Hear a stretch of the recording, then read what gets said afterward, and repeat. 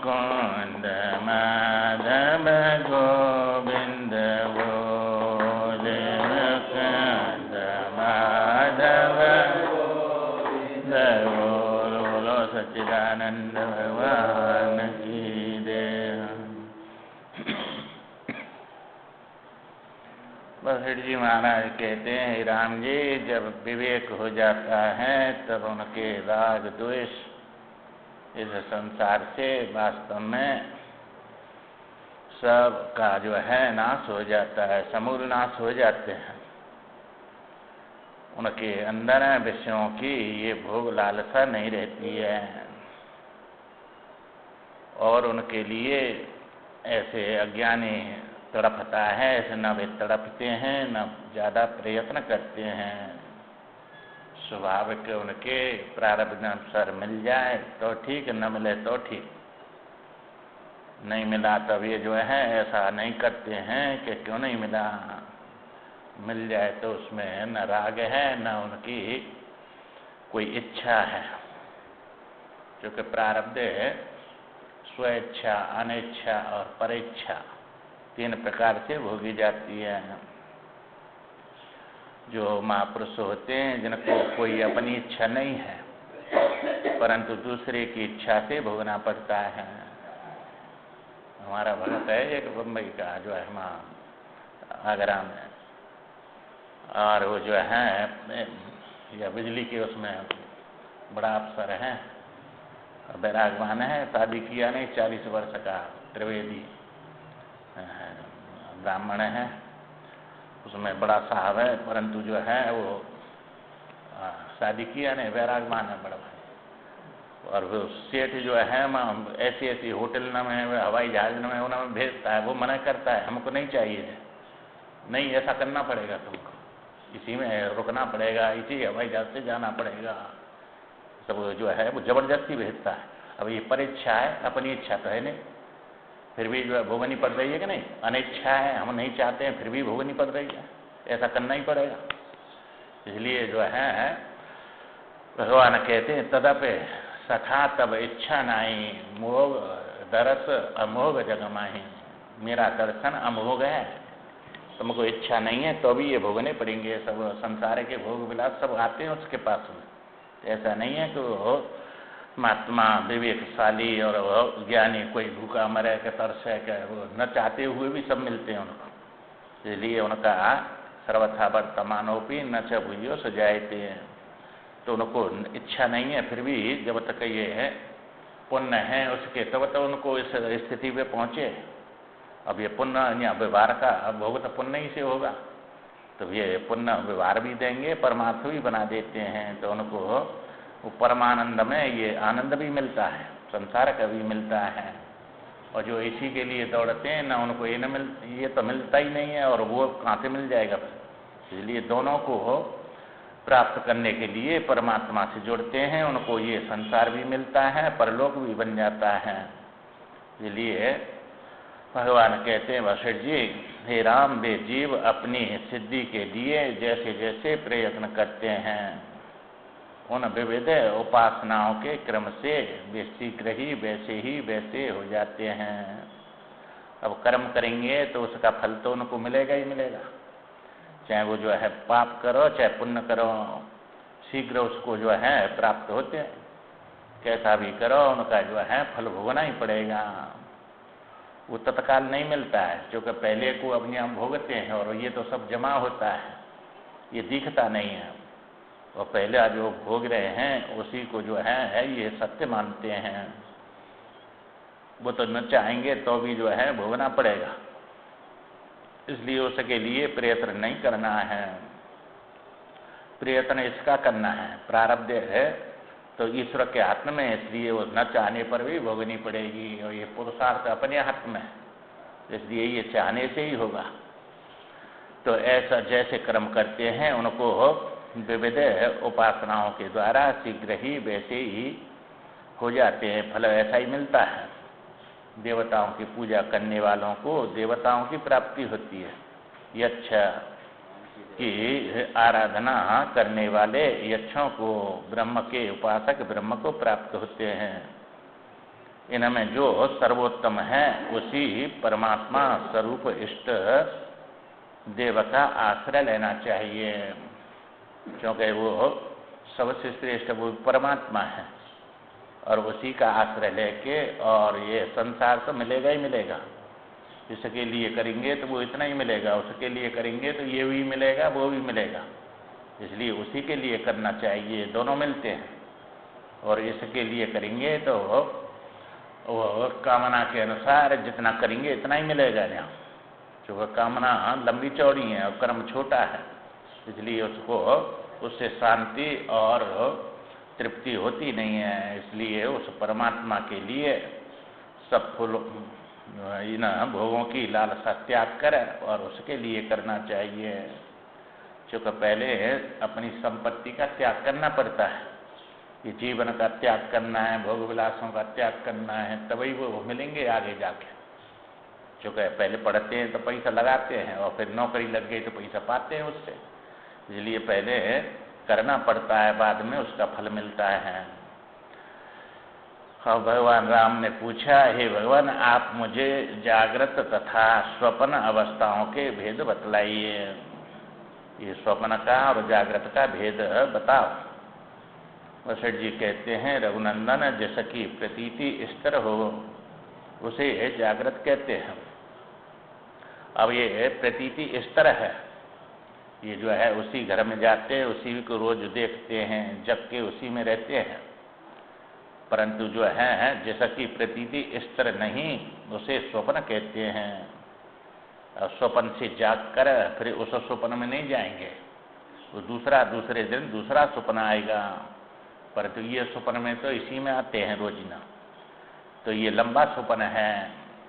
महावीर स्वप्न में 100 साल देख लेते हैं, परंतु वो छोटा स्वप्न है, और ऐसा ही ये भी छोटा ही है, एक क्षण का है, परंतु यहाँ 100 साल मालूम पड़ती हैं, ये भी जैसे महावीर भी मालूम पड़ रही थी, इसी प्रकार यहाँ पड़ती हैं। ये शुभ काल में जो है ये क्षण भंगुर, इसलिए तो बताया ये क्षण का जीवन है, तो ब्रह्मा की आयु देख कर तो ये क्षण का ही जीवन है, तो ये क्षण में ही ये जो है अपने जीवन में क्या क्या करके और जो है जमा कर देता है, उनको सब भोगता है।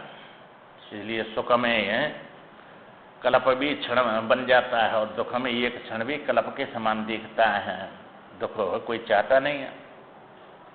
इसलिए जो है यदि स्वप्न भी कालांतर में स्थिर हो जाए तो वह है प्रत्यक्ष अनुभव के आधार पर उसे भी जागृत की श्रेणी में ही देखा जाता है।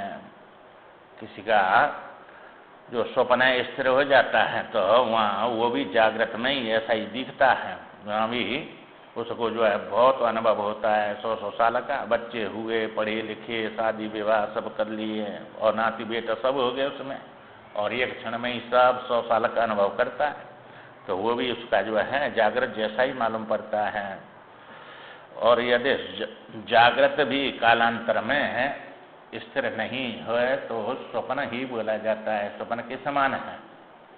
इस प्रकार जागृत स्वप्न को और स्वप्न जागृत भाव को प्राप्त होता है, जागृत स्वप्न बन जाता है, स्वप्न जागृत बन जाता है। अब ये जो है स्वप्न वाला जागृत है कि जागृत वाला स्वप्न है, ये निर्णय नहीं कर पाते हैं। स्वप्न काल में ही स्थिर होने का कारण जागृत भाव की प्राप्ति होती है। स्वप्न काल में स्थिर हो गया तो वही जागृत भाव की प्राप्ति हो जाती है, उसमें वही जागृत बोला जाता है।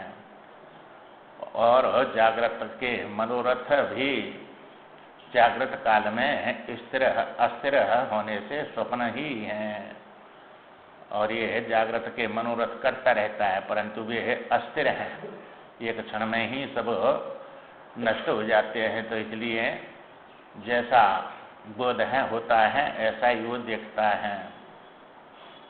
हे रघुनंदन, मैंने तुमसे यह जो कुछ कहा है जागृत आदि अवस्थाओं का वर्णन किया है, वह सब मन के स्वरूप का ही निरूपण है। ये मन ही अपने संकल्प से सब जागृत स्वप्न सब कुछ देखता है, और किसी हेतु से या प्रयोजन से यह सब नहीं कहा गया है। जैसे अग्नि के संपर्क में आने से लोहा गोला आग बन जाता है, उसी प्रकार दृढ़ निश्चय से युक्त चित्त जिस वस्तु की बारंबार भावना करता है उसी के आकार को प्राप्त हो जाता है। तो ये चित्त ही जो है जैसी भावना करता है उसी को देखने लग जाता है और वही बन जाता है, सब उसी को प्राप्त कर लेता है। भाव, अभाव, ग्रहण और त्याग आदि सारी ही वृत्तियां चित्त में हैं, मन के द्वारा कल्पित हैं। ये चित्त में ही मन के द्वारा कल्पना सब उठ के और दिखती हैं, ये प्रतीत होती हैं। इसलिए तो ये अस्त्र नहीं है, ये माने अविनाशी नहीं है और वास्तव में ये है नहीं, इसलिए सत्य नहीं है।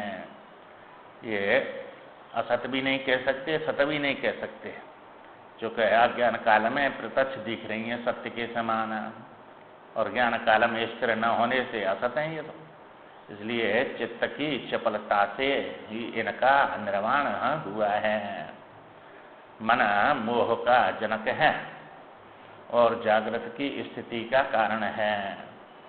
ये मन ही जो है मोह में फंसकर और जागृत की स्थिति का कारण बन जाता है। मलिन मन ही व्यष्टि और समष्टि रूप से इस जगत की कल्पना करता है। वो मन ही मैं मेरे बन जाता है और यह लंबी चौड़ी कल्पना करके देखने लग जाता है। संसार की सारी विभूतियां एकमात्र मन को जीतने से ही प्राप्त होती हैं। ये मन को जीत लिया तो जो है सब विभूतियां प्राप्त हो जाती हैं। चित्त जिसकी भावना में तन्मय होता है उसे निस्संदेह प्राप्त कर लेता है। इसलिए जो भावना आती है उसी की ही तन्मय होकर उसी को प्राप्त होता है, वही अपने विषय के रूप में और उस भोक्ता को मिलने लग जाती है, या विषयों को शरीर प्राप्त होता है। इसलिए जो है मन के द्वारा अभिलषित देश या विषय को शरीर प्राप्त करता है। देश में जाएगा और जो है शरीर वहीं उस सब में प्राप्त कर लेगा, परंतु शरीर के द्वारा आचरित देश या विषय को मन नियमित प्राप्त नहीं होता। और शरीर है तो मन के द्वारा जो है ये शरीर प्राप्त करता है, परंतु शरीर की क्रियाओं को मन प्राप्त नहीं करता है। जो शरीर जड़ होने से उसकी तो क्रिया कोई अहंकार पूर्वक नहीं है। तो समय जैसे सुगंधी पुष्प के भीतर स्थिर हुई वायु उसी को घनीभूत सुगंध को प्राप्त कर लेती है। जैसे वायु में सुगंधी फूल की आ गई तो उसको प्राप्त कर लेती है। और जो है मन जिस जिस वस्तु की भावना करता है अथवा जिस जिस वासना से युक्त भाव को अपनाता है उसी के स्वरूप को प्राप्त हो जाता है। चूँकि वो ज्ञान ही और विषय के रूप में दिखने लग जाता है। ज्ञान के सिवाय न कोई मन है, न चित्त है, न कोई विषय है। तो ये ज्ञान ही सत्वगुण ही जो है सब रूपों में सब दिखता है। ज्ञान के बिना कुछ सिद्ध नहीं होगी। जब तक आपकी विषयाकार वृत्ति नहीं बनेगी तब तक न सुख होगा न दुख होगा। ये वृत्ति में ही है, सुख दुख ज्ञान में है। ज्ञान के बिना कोई सिद्ध नहीं होगा। इसलिए जिस वासना से युक्त भाव को अपनाता है उसी के स्वरूप को प्राप्त हो जाता है। तो संकल्प करता है और उसको देखता है, उसी के स्वरूप को प्राप्त कर लेता है। श्री राम जैसे गंध के भीतर स्थिर हुई वायु गंध रूपता को प्राप्त हो जाती है। अब फूल में वायु आएगी तो वो गंध बन जाएगी और गंध बन के अपने घ्राण इंद्रिय से सूंघेंगे तो दुर्गंधी या सुगंधी प्राप्त होती है। इसी प्रकार मन जिस भाव से युक्त होता है उसी के बाद उसका वशीकरण शरीर की भी उसी के स्वरूप को प्राप्त हो जाता है। जैसे वो वायु गंध रूप बन गई, ऐसे ही ये मन जो है जिस शरीर में प्राप्त होता है उसी के रूप का बन जाता है और वही मानता है अपने को मैं शरीर हूँ। मन के बिना शरीर सिद्ध नहीं होगा और शरीर के बिना मन सिद्ध नहीं होगा। इसलिए ज्ञानेंद्रियों के अपने अपने विषय में प्रवृत्त होने पर उनसे कर्मेंद्रियां स्वरूपतः स्वतः ही इस तरह स्फुरित होती हैं। ज्ञानेंद्रियों ने जो है और कहा कि भाई ये चीज़ मिले और कर्म इंद्रिय उसको ले जाती हैं और जाकर उसको प्राप्त करती हैं, इसलिए उसको उसी तरह को प्राप्त कर लेती हैं। वे जैसे धूल मिश्रित वायु में पृथ्वी अपने आप धूल कणों के रूप में स्फुरित होती है। जैसे आंधी आएगी घर में धूल जम जाती है और वह धूलवादी दिखने लग जाती है। कर्मेंद्रियां क्षुब्ध होकर जब अपनी क्रिया शक्ति को प्रकट करती हैं तब वायु में धूल समूह की भांति मन में प्रचुर कर्म संपादित हो जाता है। जब कर्मेंद्रियों में जो हो वो आता है उसका प्रकट शक्ति, तो उसके वेग आते हैं तो वही जो है समूह उनका मन में प्रचुर हो जाता है। इस प्रकार मन से कर्म की उत्पत्ति हुई है। मन के बिना कोई कर्म होगा नहीं, मन से ही कर्म होता है और मन की उत्पत्ति में भी कर्म ही बीज है। कर्म जो है मन को उत्पन्न करता है और मन कर्म को उत्पन्न करता है। इन दोनों की सत्ता एक दूसरे से है, भिन्न नहीं है। दृढ़ अभ्यास के कारण मन जैसे भाव को ग्रहण करता है वैसे ही संपादन, स्पंदन और कर्म नाम की शाखाओं को वह प्रकट करता है। जो है कर्म और मन दोनों जो है एकदम उत्पन्न हो जाते हैं, प्रकट हो जाते हैं तथा उसी तरह की क्रिया रूप उसके फल को बड़े आदर से उत्पन्न करता है। जो कर्म किया है उसके अनुसार उसका फल उत्पन्न हो जाता है। तदंतर उसी के आस्वादन का अनुभव करके शीघ्र बंधन में पड़ जाता है। अब कर्म किया और मन और उससे उसका फल मिला, उसमें बंधन में फंस गया, राग दोष करने लग जाता है।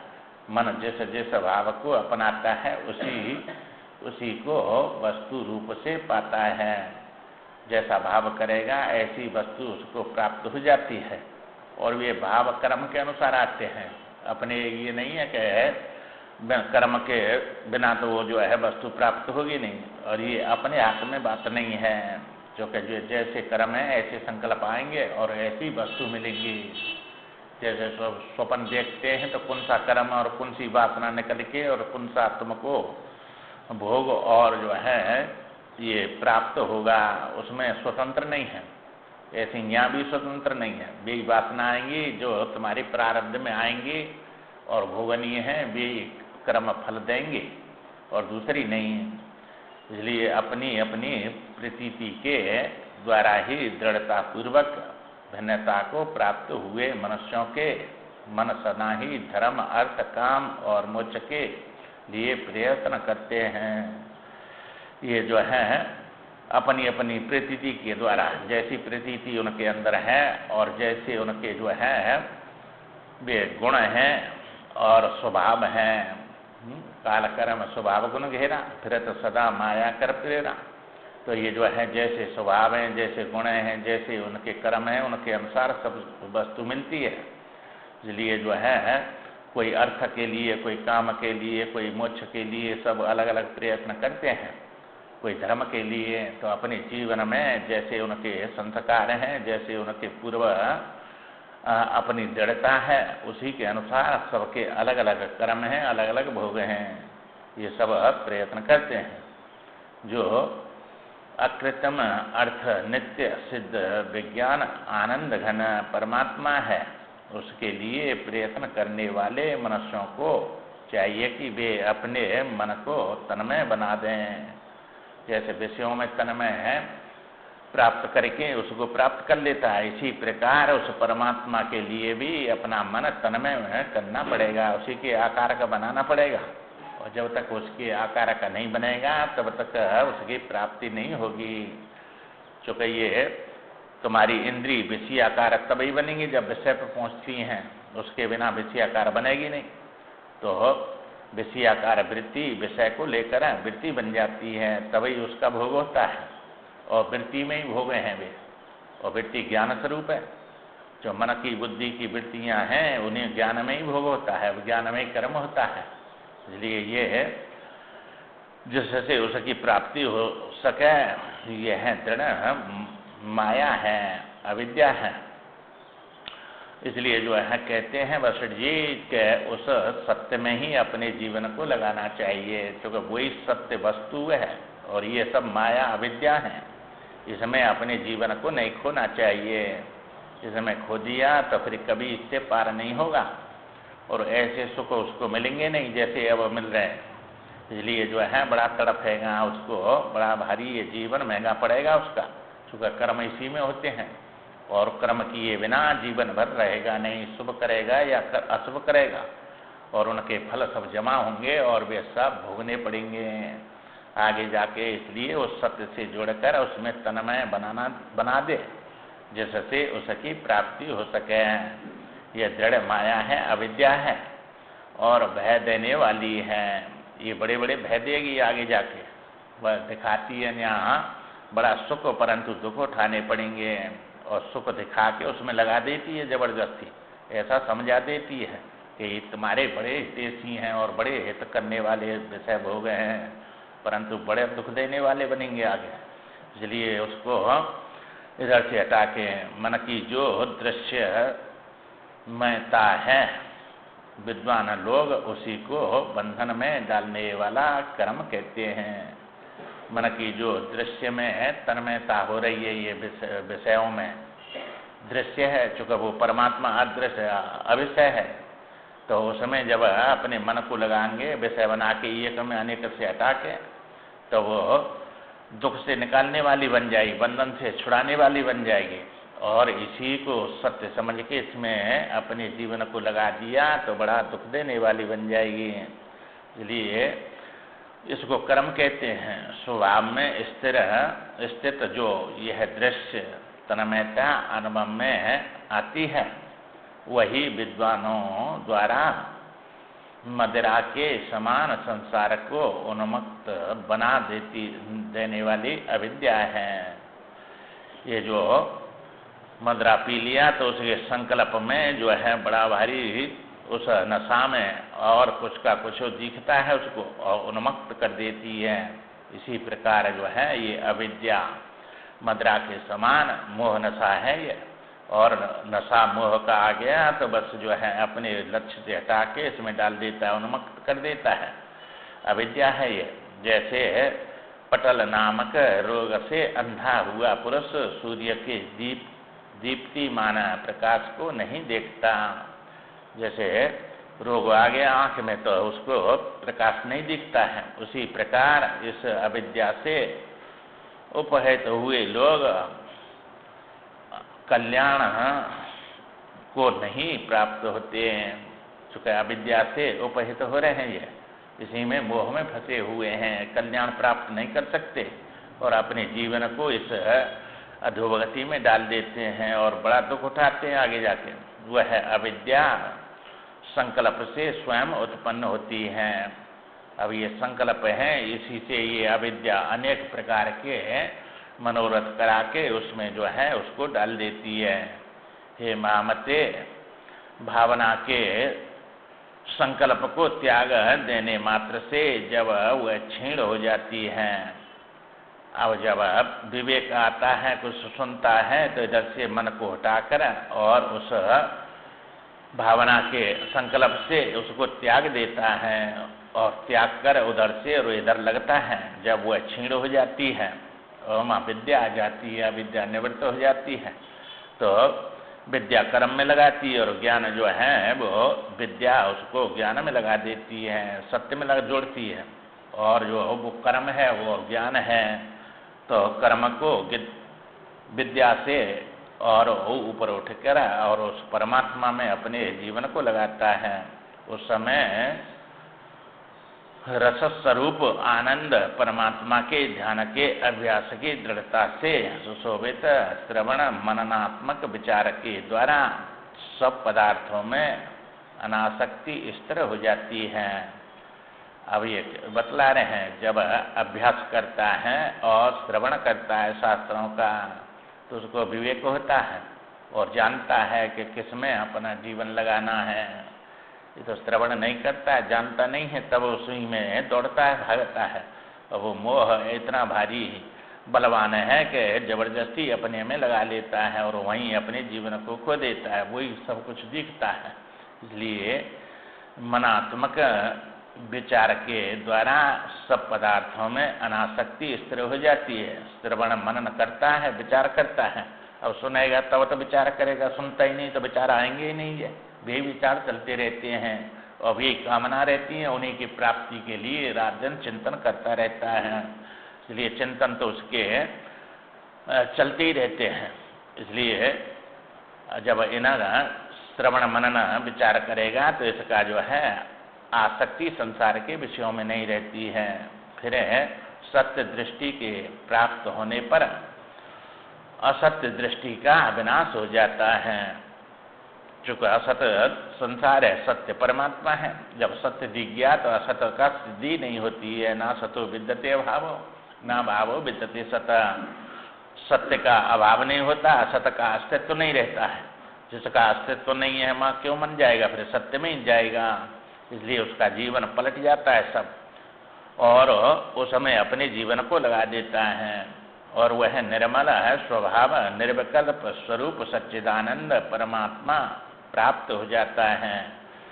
जो निर्विकल्प अपना स्वरूप है उसी में सच्चिदानंद स्वतः चेतन आनंद है, उस परमात्मा में स्थित हो जाता है।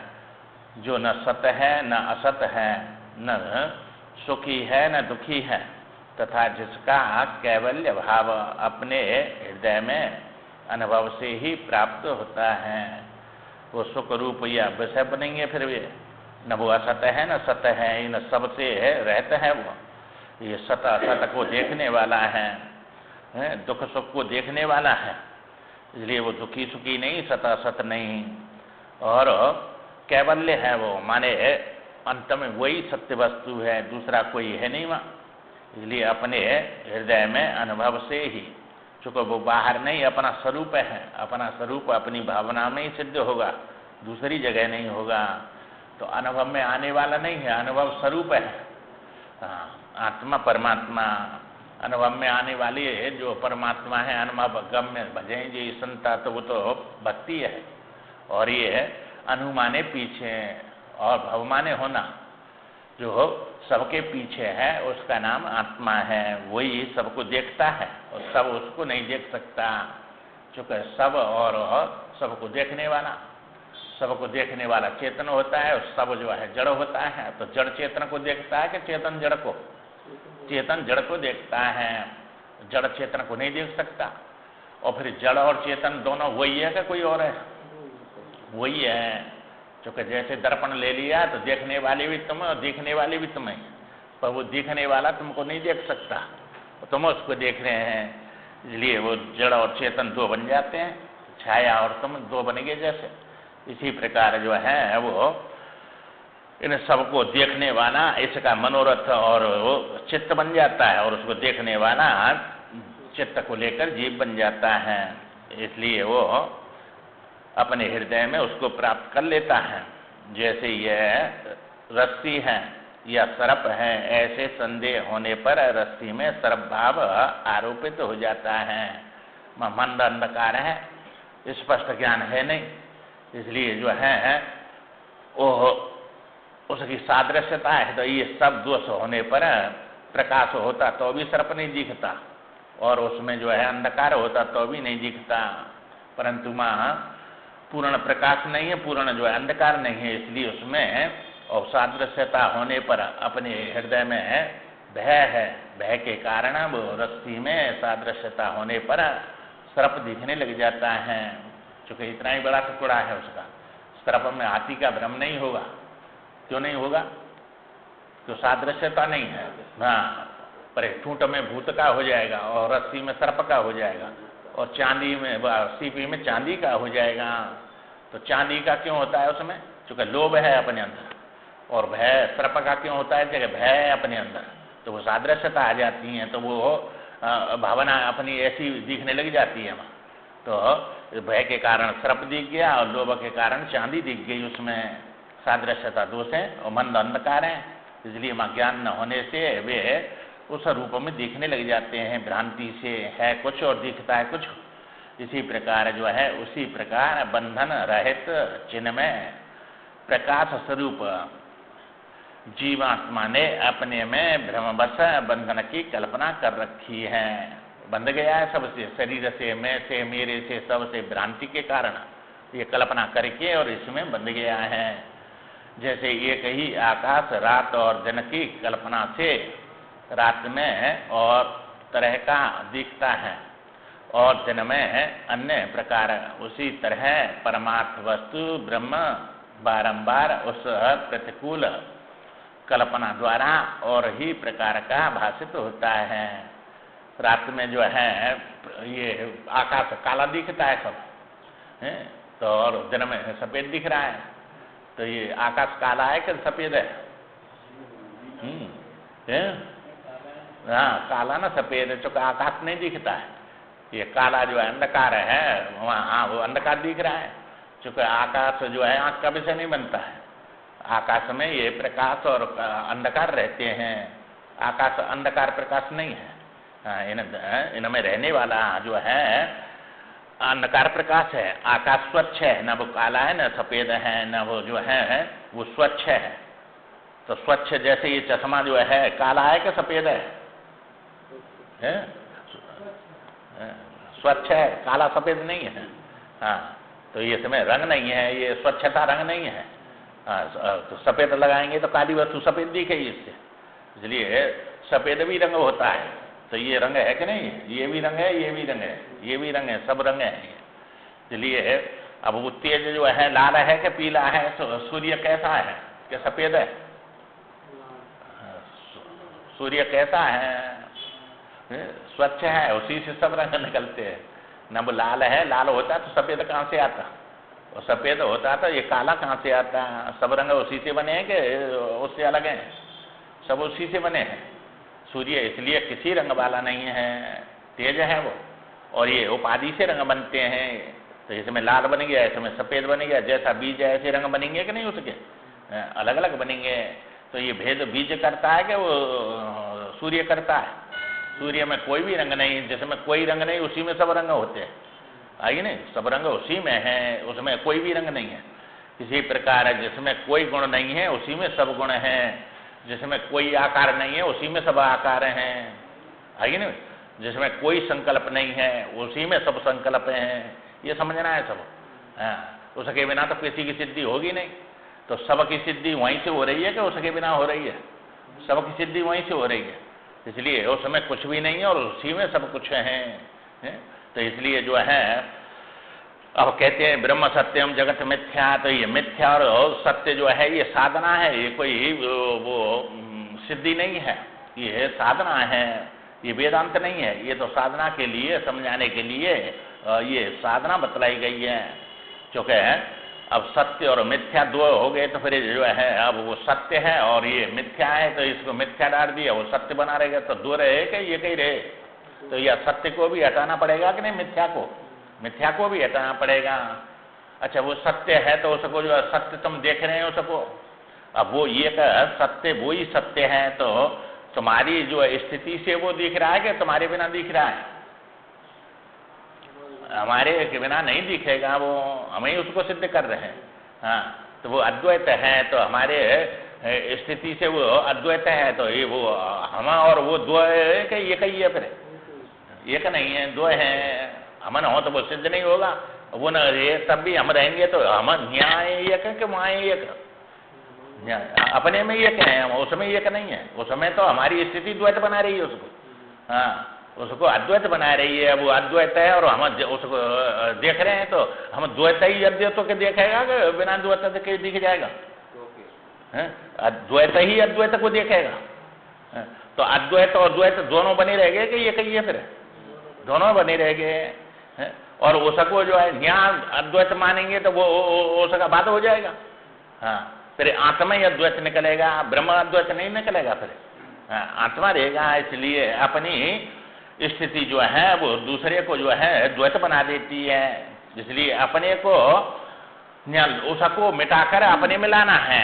मैं ब्रह्म हूं तो अपने को उसमें नहीं डालना है, उसको बाध करके अपने में सिद्ध रखना है, तब ज्ञान होगा। तो ये जगत मिथ्या और ब्रह्म सत्यम, तो तुम बने रहेगे और ये मिथ्या पर बना रहेगा, वो सत्य बना रहेगा। तो तीन बने रहेंगे कि वहां दो ही है, अब एक ही है। तुम देखने वाले और वो मिथ्या भी रहा और वो सत्य भी रहा और तुम भी रहे, तीन कहाँ है, अद्वैत कहाँ हुआ? इसलिए वो तो जो है त्रिपुटी बनी रह गई सब, तो दिखने वाला और देखने वाला सब बने रह गए। इसलिए ये बारंबार ये बता रहे हैं, परमार्थ वस्तु ब्रह्म बारंबार उस प्रतिकूल कल्पना द्वारा और ही प्रकार का भाषित होता है। तो परमार्थ वस्तु जहाँ व्यवहारम परमार्थ है, वो परमार्थम परमार्थ नहीं है। इसलिए जो है वो कारण है, ये कार्य है। तो कारण कार्य भाव वेदांत मिथ्या है ये। अब ये समझ आने में कारण कार्य भाव आते हैं। इसलिए वो भक्ति का मार्ग है और ये वेदांत निषेध करके ज्ञान का मार्ग है। तो ये शास्त्र सब विधि और निषेध दो प्रकार से उपदेश देते हैं नहीं। विधि माने वो सच्चिदानंद रूपा है, विश्वोत्पत्ति है, तभी ये विधि है। और नेति नेति करके उसका जो है निषेध करते हैं। तो नेति में जो है वो रहेगा कि बाधित हो जाएगा? बाधित हो जाएगा। नेति करने वाला रहेगा कि नेति में आने वाला रहेगा? है करने वाला रहेगा। तो ये कहीं बचा माँ उसका वाद हो गया। इसलिए वो तुम्हारे माँ बनाएंगे तो कल्पना में कट जाएगा, वो नेति में कट जाएगा। इसलिए माँ उसको काट कर नेति में फिर स्वयं में अपने सिद्धि और अपना अभाव तुम कर नहीं सकते। तो उसका अभाव तुमने देखा कि उसका अभाव कर दिया तो तुम बने रहेंगे कि नहीं? हाँ, और अपना अभाव कर दिया तो तुम बने रहेंगे कि तुम्हारा बात हो गया? और उसको सिद्ध कौन करेगा तुम्हारे बिना? हाँ, तो इसलिए मां सिद्ध नहीं होगा, नहीं सिद्ध होगा। तुम अपने में अभाव कर नहीं सकते और उसमें अभाव कर दिया तो वो सिद्ध रह गया, तो इसको कौन देखेगा? फिर तुम्हारे बिना वो सिद्ध ही नहीं होगा। तो तुमसे सिद्धि हो सकी कि उससे सिद्धि है तुम्हारी? हमसे सिद्धि है उसकी। इसलिए अब हमारे बिना वो सिद्ध नहीं होगा, उसके बिना हम रहेंगे। तो ये कहीं सत्य है जहाँ स्वयं सिद्ध अपना स्वरूप निकला कि वो निकला? अपना स्वरूप निकला। तो वही परमार्थ सत्य है। अब ये जो है यहाँ साधना में ये ब्रह्म बारंबार बोलते हैं, चूंकि अपना ये समझ में नहीं बैठती है कि हम ही सबके कारण हैं और हम ही सबको बनाने वाले हैं। इसलिए वो सबकी अध्यारोप किया जाता है। प्रतिकूल कल्पना द्वारा और ही प्रकार भाषित होता है। तो ये प्रतिकूल जो कल्पना कर लिया, अनुकूल नहीं है सब। इसलिए वही ब्रह्म सब कल्पनाओं में प्रकाशित हो रहा है विषय बन के, एवं अपने स्वरूप के विपरीत दूसरा ही रूप धारण कर लेता है। अपने स्वरूप के विपरीत ये जड़ बन के और जो है दिखने लग जाता है दूसरा रूप बन के, जो तुच्छ नहीं है, आयास रहित है। उसमें कोई प्रकार का जो है आयास भी नहीं है और तुच्छ नहीं है। उपाधि शून्य है, जिसमें कोई भ्रम नहीं है, तथा जो नाना प्रकार की कल्पनाओं से परे है, वह परब्रह्म आत्मा ही है। अब यहाँ आत्मा बनाया कि नहीं? बताया सबको। उससे जो है उसमें प्रयास नहीं है पहले तो। अब प्रयास करके तुम जो है उसको विषय बनाएंगे तो प्रयास से बना के बिना प्रयास के प्रयास किया। और उपाधि शून्य है और उसमें तो सब उपाधियां हैं। तुम्हारी जो है वृत्ति से सिद्ध हो रहा है, यहाँ कोई वृत्ति नहीं लेनी पड़ेगी तुम्हें। तो वृत्ति से मैं और यह सब वृत्ति में दिख रहे हैं कि प्रमाण से प्रमेय की सिद्धि हो रही है। तो प्रमाता प्रमाण से प्रमेय की सिद्धि करता है। तो ये त्रिपुटी बनती है कि नहीं? इसलिए त्रिपुटी में जो आता है वो संसार व्यवहारिक है, परमार्थ नहीं है। तो जिसमें न कोई भ्रम नहीं है, भ्रांति नहीं है, और उसमें तो ये सब भ्रांति भर रही है। तथा जो नाना प्रकार की कल्पनाओं से रहते हैं परे है, जो माँ कोई सब कल्पना छोड़नी पड़ेंगी तब वो स्वयं सिद्ध होगा कि कल्पना में आएगा? स्वयं सिद्ध होगा, फिर कल्पना का अधिष्ठान बन जाएगा। वो जो है कल्पना में आने वाला नहीं बनेगा। तो सबसे परे हो गया कि नहीं? परे का मतलब क्या होता है? सबसे ऊपर है, सबसे ऊपर तो विषय बनेगा, परे कहाँ है? परे कहाँ है? वो जो है परे का मतलब है अंतर्यामी, अंतर्यामी का मतलब है स्वयं सिद्धि। अंतर्यामी है परमात्मा का, बाहरयामी है। तो परे देखेंगे तो बाहर देखेंगे तुम जो है, बाहर बना दिया उसको, सबसे परे है। तो ऐसा नहीं है, वो अंतर्यामी माने अपना स्वरूप है, वो उससे पीछे कोई नहीं है, उसके आगे कोई नहीं है। तो जिसके पीछे कोई न हो उसको जो है अनंत कहते हैं, अनादि अनंत कहते हैं, और जिससे पहले कोई न हो उसको अनादि कहते हैं। तो वह आत्मा से पहले कोई है, इसलिए अनादि है, उसके बाद में ही सबकी आदि होती है। तो सब आदि वाले बनेंगे क्या? तो मैं पहले है कि यह पहले है? मैं पहले है तब यह कल्पना में आएंगे सब।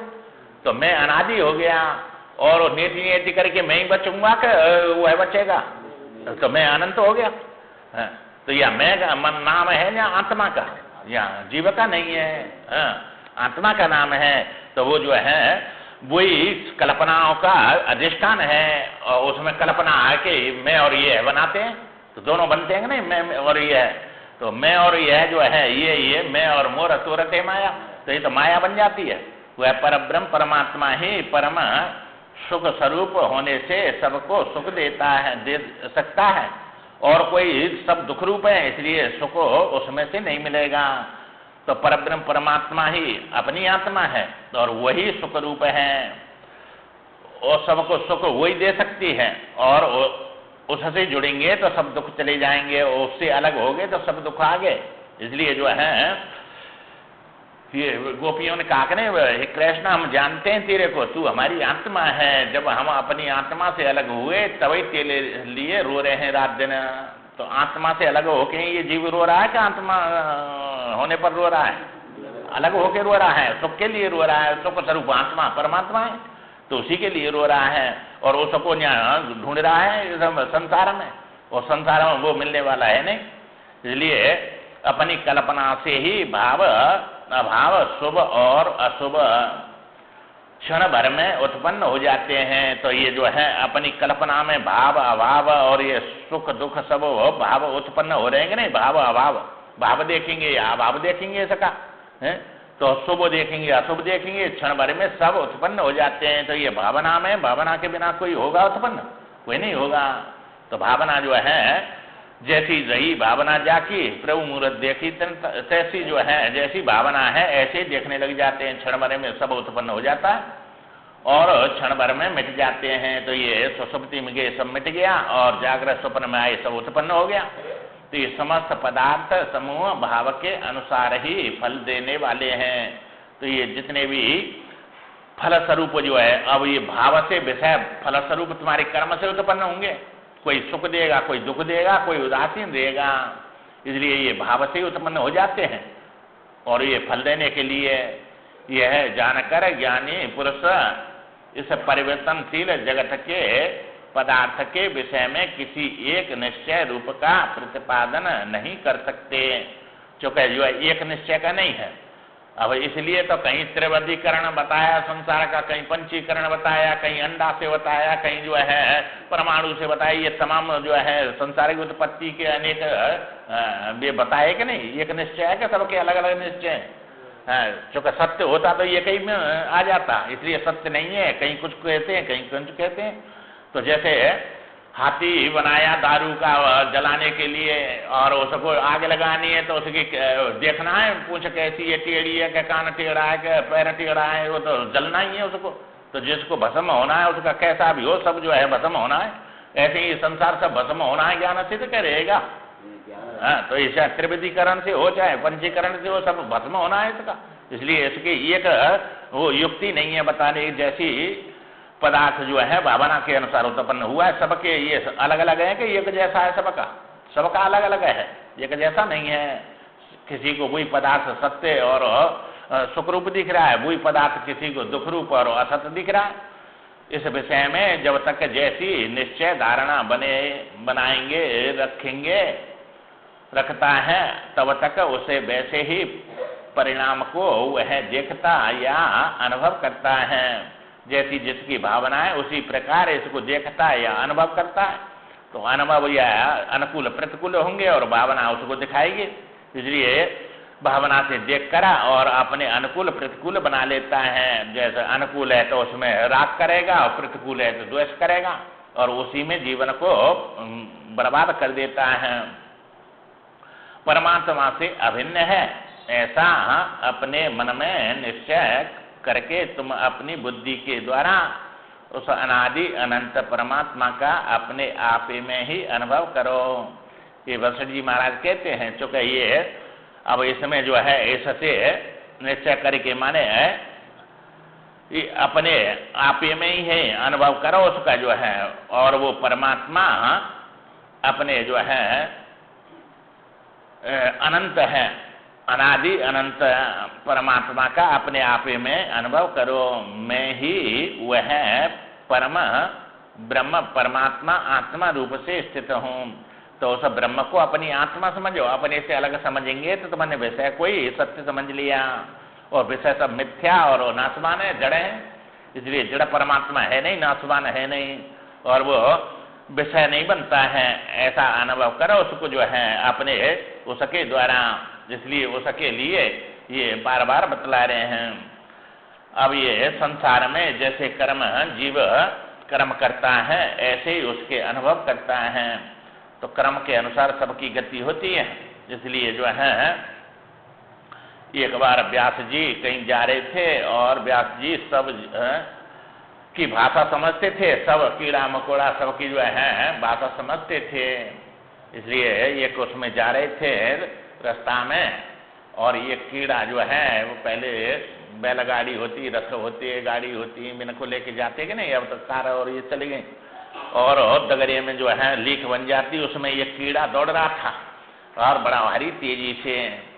अब व्यास जी ने उससे पूछा, भाई तू क्यों दौड़ रहा है, ऐसी योनि में पड़ा है और तेरे को जो है क्यों दौड़ रहा है? उसने कहा कोई किसी सेठ का रथ आ रहा है और वो मेरे को कुचल देगा।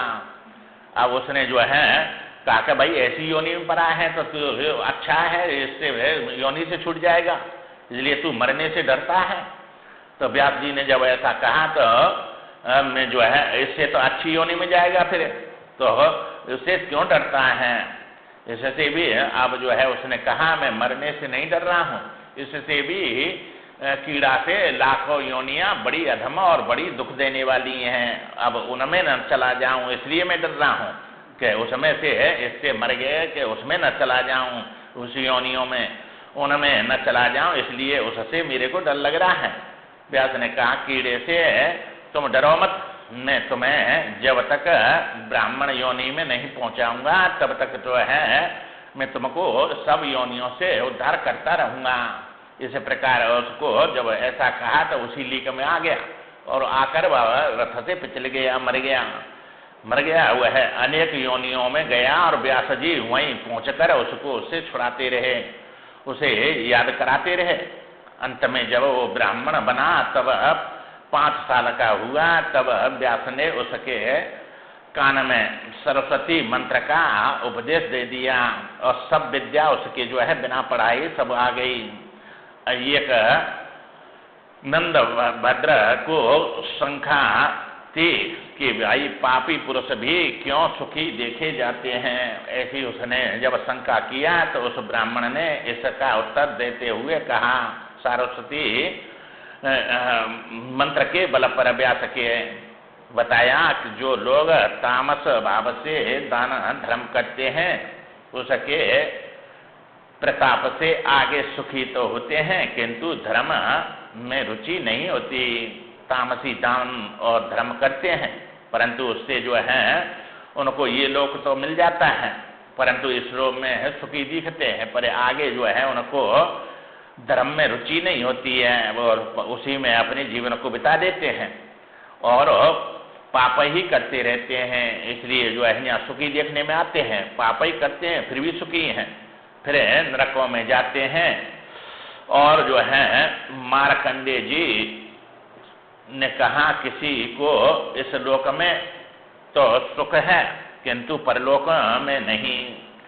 ऐसे जो है मंद अभागा है, वह परलोक के लिए कुछ नहीं करता।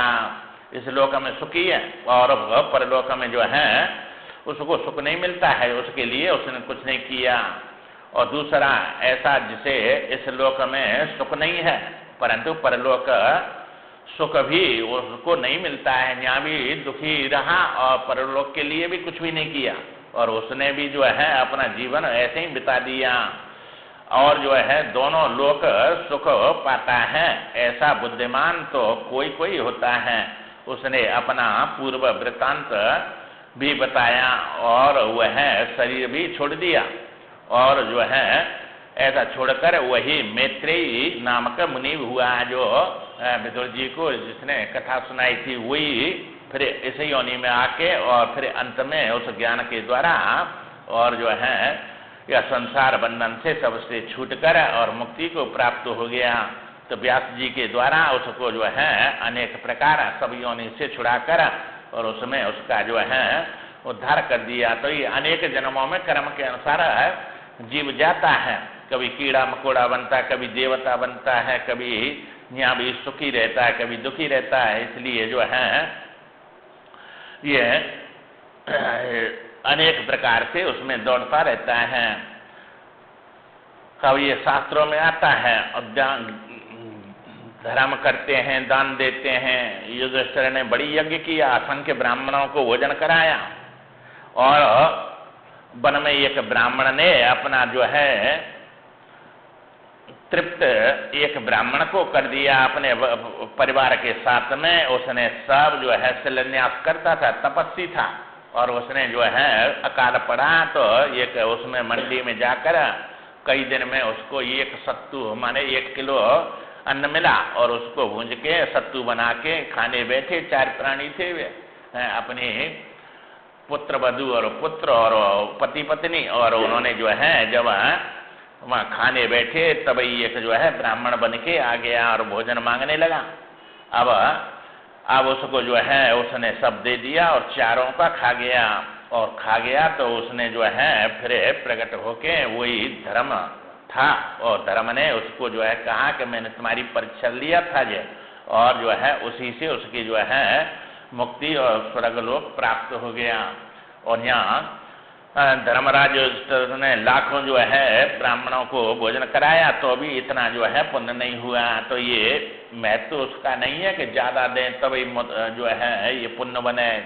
थोड़ा ही देने पर अपनी भावना के अनुसार देने पर पुण्य हो जाता है और उससे उसको सब कुछ मिल जाता है। इसलिए ये कर्म और ज्ञान और उपासना 3 ही तो वस्तु हैं। कर्म करो या उपासना करो या फिर मुक्ति को प्राप्त करो। तो ये जो कर्म भी उपदेश देता है, कर्मकार शास्त्र ही क्या करना है क्या नहीं करना, और उपासना के लिए भी शास्त्र ही बतलाते हैं और सत्य क्या है असत्य क्या है इसका निर्णय करके शास्त्र ही उस सत्य आत्मा में पहुंचा देते हैं। इसलिए मनुष्य शरीर में ही तीनों ये ज्ञान का और कर्म का उपासना का इसी में अधिकार है, दूसरी योनियों में नहीं है। वे उनमें ऐसी न बुद्धि है न वो चाहते हैं, इसलिए इसी में प्राप्त करके इसको सुनकर और अपने कल्याण के लिए प्रयत्न करते रहना चाहिए। आगे विचार। श्रीमान नारायण नारायण नारायण।